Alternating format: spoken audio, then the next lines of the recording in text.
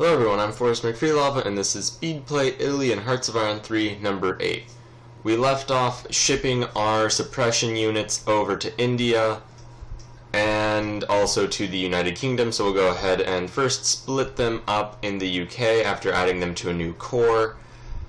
We're also going to go ahead and ship these guys over. We'll put 2 in Pakistan, 2 in southern India, and 2 in eastern India. So we'll send 1 off deep into the interior and just roll down the coast with the remainders. We'll create an entirely new Indian theater command, and it will be made up entirely of suppression units, which, in case you forgot or weren't here for, our suppression units are all 3 cavalry, 1 rocket artillery, which is a bit odd but quite awesome, I think. Alright, at any rate, they do have a bit of work set out for them. We're also going to cancel automatic resource transports and convoys, simply because we're just hemorrhaging convoys and we really probably can't sustain it. Meanwhile, the front in the north appears to be more or less calm. What we're going to do is go ahead and draw a war plan that just shows where the front line is.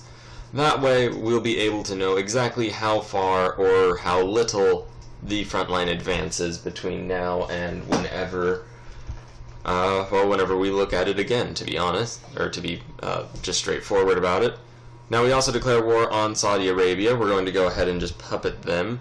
The reason for this being simply because we've puppeted everyone else around them. They're being aligned to the Axis, and we don't really want to have to fight them later on. So it's better to fight them now while they are neutral than to wait until they have powerful allies. And there we go. Now they are part of the Italian Commonwealth of Nations, we'll call it.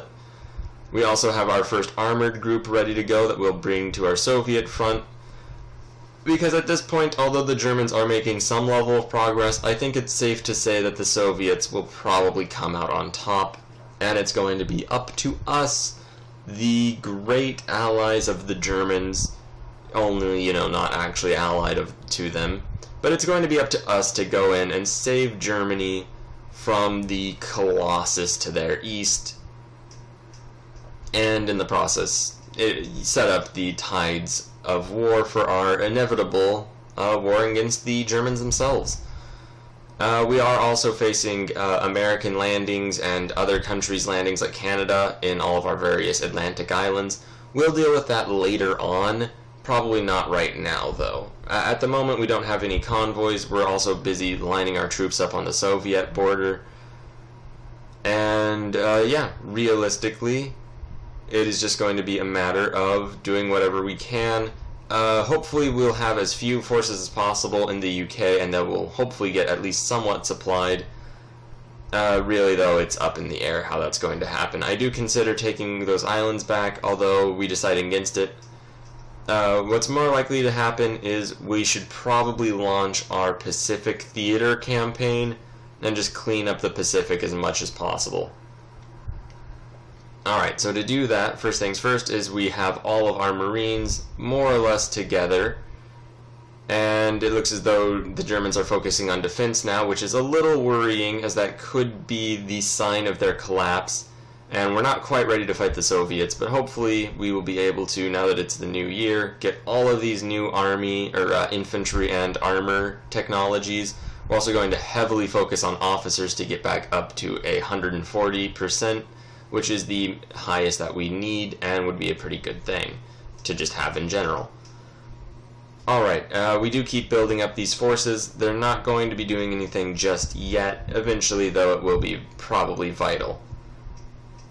Alright, so we're going to try to rush over and take back, first of all, these Dutch territories, not take back, just take, and then take back Singapore and all of that. However, once we get there, we are not supplied, which is a bit of a problem. So we are having some supply issues, probably because all of our convoys are being just sunk by the French. So, alright, we're going to redo this whole plan. We're going to just scratch that. We have that group patrolling. Hopefully they'll be able to deal with any enemy naval forces. And we're going to go ahead and just create more and more of a military force. Okay, so here's the main thing. We're also going to take out all of these French bases in the Red Sea. The basic idea behind that being that, well, they're probably just using those as staging grounds for their navies, which are sinking all of our things. So we're going to just stop them from being able to even do that for at least a short amount of time until they eventually just go inland and come back out.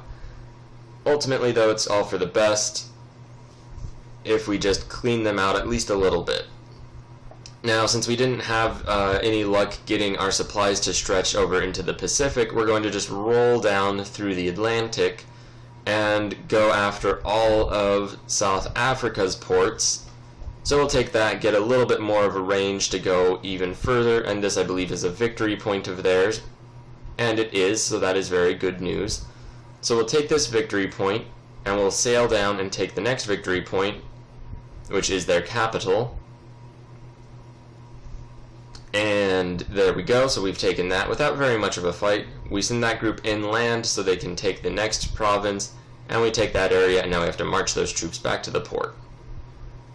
We are losing provinces just throughout. That doesn't matter all that much. It's just Australia being a bit of a problem.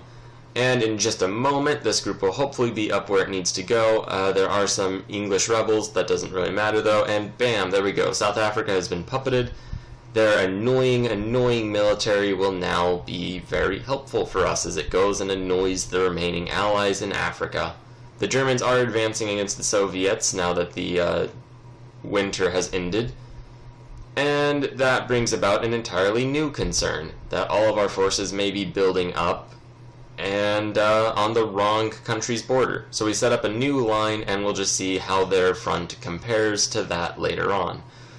On the bright side, though, all of our armored units could probably be redirected to Operation Puppet Master, which, if you remember from the last episode, would be our invasion of the German puppets. We can also go maybe into South America with all of our Marines, which are currently stationed in South Africa. Alright, so a major Soviet city just fell, which is not necessarily the end of them or even indicative of an end coming up. We are facing a weird bout of rebellions all of a sudden. Anyway, so we could go into South America. We're not going to do that, though. We are just going to focus on the issue to our north and that giant war that's going on there. And we're going to try to make another attempt at going deep into mainly just Australia. We'll go over to this province that we still own that we took from the Portuguese. I believe it was called Tihi, I'm not really sure. At any rate, we will try to go back to there and deal with that.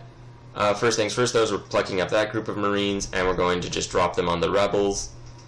More rebels just everywhere. We're going to leave the group kind of further in Africa, just to their own devices, because it doesn't really matter, and I don't want to waste our troops' effort to go fight them. Once again, just ever more buildup of forces. We really need to just constantly build up our troops, as that's very important. The Germans are winning in the north, but losing a little in the south. So that means they have rough parity, and so long as they have rough parity and the Soviets have forces on our border, I don't think that we should intervene. If they do actually start making great progress, and we are starting to build up more forces on the Soviet border, because they are keeping troops on our border. The Germans have stopped doing that, which means they probably think their situation is more threatening, and the Soviets are winning on one front. So it's probably important that we just keep our forces on the Soviet border and do everything that we can to, first of all, just take over Australia, then New Zealand, and really just all of the British Commonwealth realms that we can take.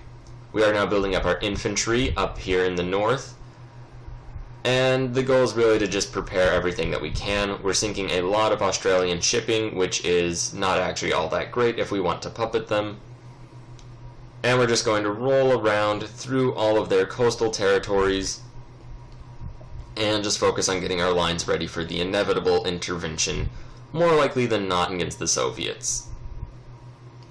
We continue to just roll down these Australian ports, and it's something like this where you really think that this game must be just unreasonably easy in some respects, because you'd think that if it was so easy to just load up a navy and just drop off Marines, then pick them up from various ports, you kind of expect that the war would have gone a lot differently. You'd think that Japan would have just rolled on in and captured all of Australia at some point, at any point. At any rate, I digress.